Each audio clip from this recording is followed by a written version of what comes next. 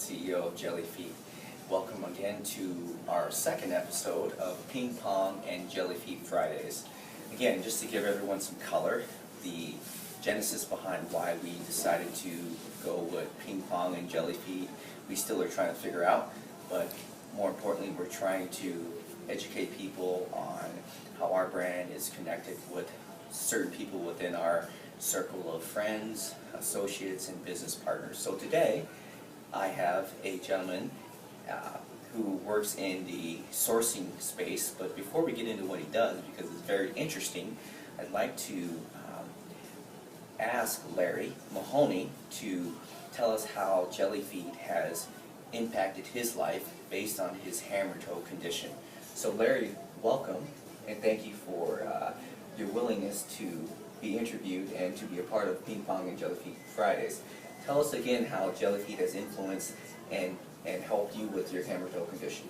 Thanks very much, Ron. It's a pleasure to be here.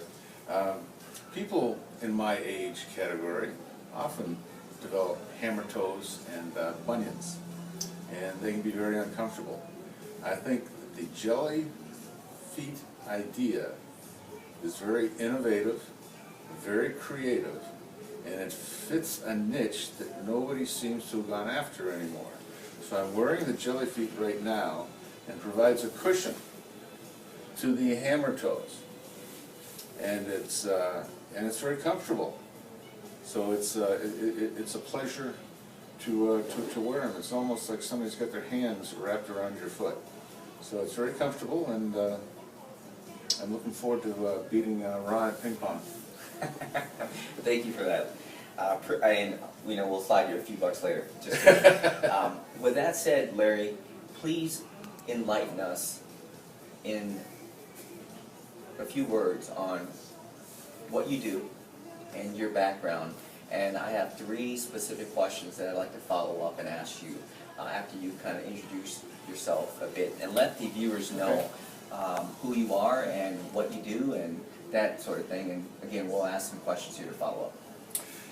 I kind of grew up in corporate America with companies like Gillette, Munsingware, Lee Data, so that covers a number of disciplines and a number of manufacturing disciplines. I've always been in supply chain, so it's health and beauty aids kinds of products, textiles and apparel, electronics, and then toys. In the toy industry, I got introduced to sourcing products and materials out of Asia, particularly China. It's a long story that I won't bother you with right now, but I ended up starting my own business, Asia Direct Resource. And we did sourcing work for the Mattel Toy Company in Mexico and in Asia. And I want to say that Mattel is a great company to work for, and it's a great learning experience, and that was my version of a master's degree. So I started my own business about 22, 23 years ago. I have a partner in China, David Lee, who runs the operations in China. I say he does the heavy lifting. He finds the right factories to fit my customers' needs. I take customers to lunch and to dinner and try to win business. Now, when we say we're a sourcing business, we're really more than a sourcing business, because we are working with unique products like Jellyfeet. Nobody's making Jellyfeet today.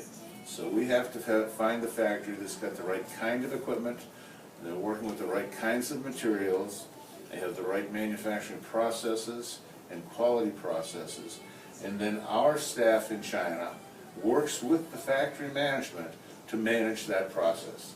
So we have our own engineers on site, we have our own quality technicians on site to make certain that when that container arrives in the United States and Ron opens up the door, he gets exactly what he expected to get.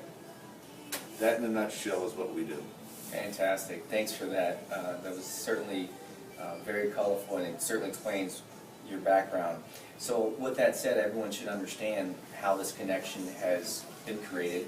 And I'd like to ask you one question here, one of 3. The first question, Larry, is going to be about your nightmares. Just kidding. What keeps you up at night related to your business as it sits today?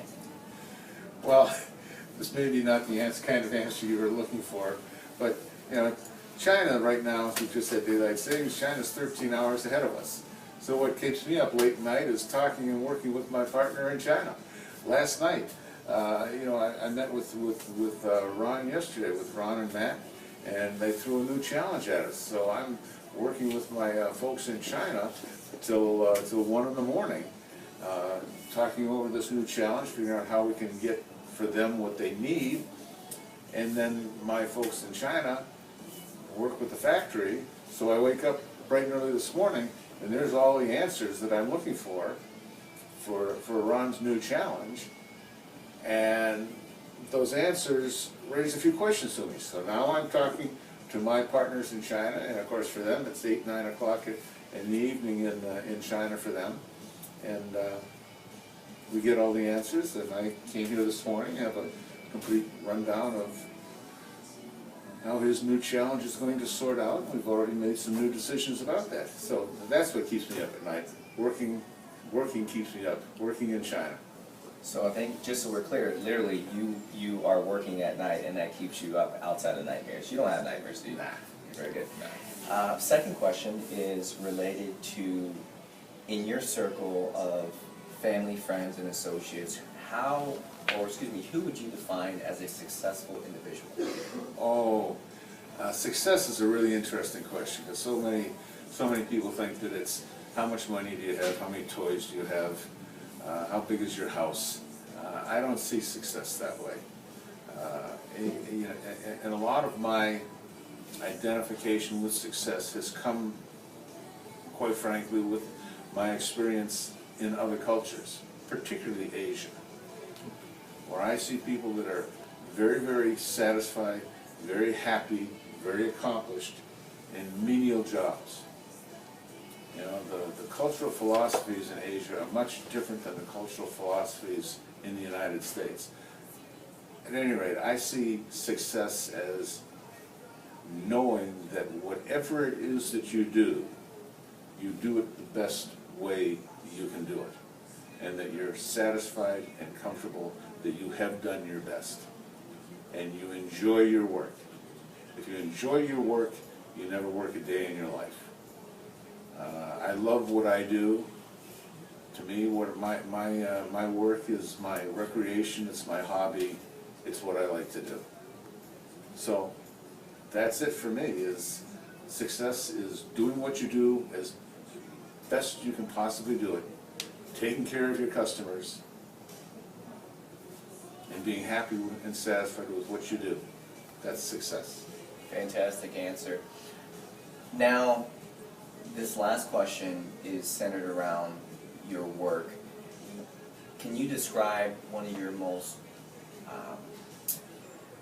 let's take a step back. Can you describe what you're working on right now in terms of within Asia Direct Resource? What is one project that really, really sticks out to you right now?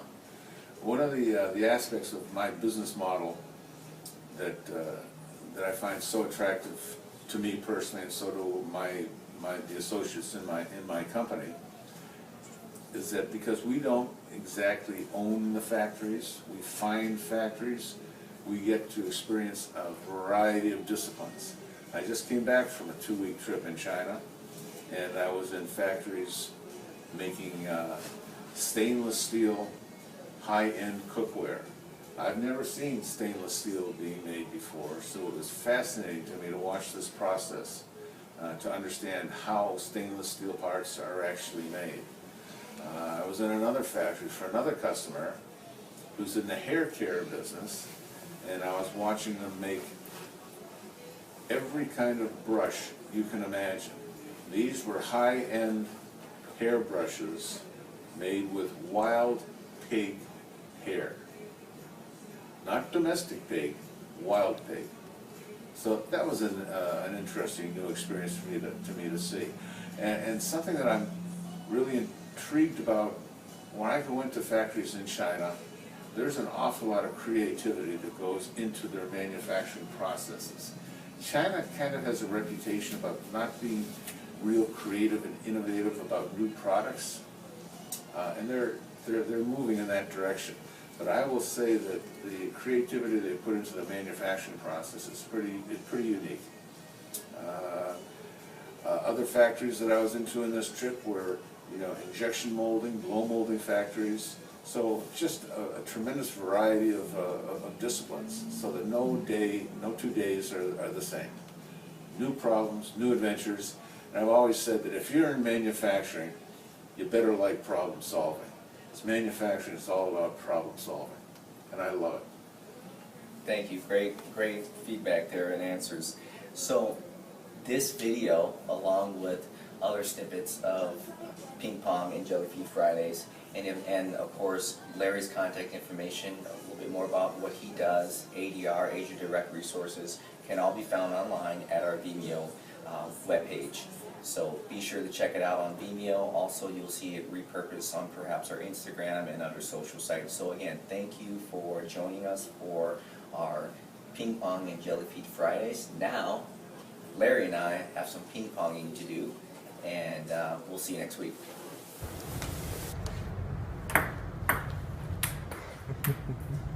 Right back. Oh, that extra bounce.